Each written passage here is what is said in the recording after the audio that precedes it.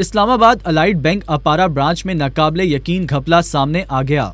खबर के मुताबिक बैंक इंतजामिया ने 12 लाख के चेक के बदले 1 करोड़ 20 लाख की अदायगी कर दी। ये अदायगी क्यों और कैसे की गई? शायाशुदा रसीद जो बैंक की जानिब से जारी की गई उसमें रकम तो 12 लाख ही लिखी गई है। ABN न्यूज के पास मौजूद दस्तावेजात के मुताबिक जब कंप्यूटराइज्ड इबारत लिखी गई तो उसमें रकम को बढ़ाकर 12 लाख से 1 करोड़ 20 लाख कर दी गई। अहम तरीन बात यह है कि इस रकम की अदायगी भी कर दी गई। बैंक का असूल है कि जब भी इतनी बड़ी ट्रांजैक्शन होती है तो मैनेजर समेत पूरा बैंक अलर्ट हो जाता है। चेक को रीचेक किया जाता है, अकाउंट में जाता है, फिर प्रोसेस में जाता है, इसकी फिर रीचेकिंग होती है, अकाउंट को चेक किया जाता है, फिर चेकर मोहरें चेक करता है। इस सारे प्रोसेस के दौरान बैंक मुकम्मल तौर पर अपनी तसल्ली करता है। बाद में पिंक कलर की जब रसीद निकाली जाती है तो कंप्यूटराइज्ड इस पर रकम लिखी जाती है। जो प्रोसेस में अमाउंट चल रही होती है वही इस पर लिखी आती है। रकम की अदायगी बाकायदा एक चेन से होती हुई फिर काउंटर पर आती है। इसके बाद अदायगी की जाती है। हिस्सों में रकम दुरुस्त लिखी गई है, लेकिन आगे चलकर अदायगी के लिए जो रसीद बनाई गई उसमें कंप्यूटराइज्ड रकम गलत लिखी गई, जो कि एक बहुत बड़ा जुर्म है। इस जुर्म में मुबैना तौर पर सारा मुतलका अमला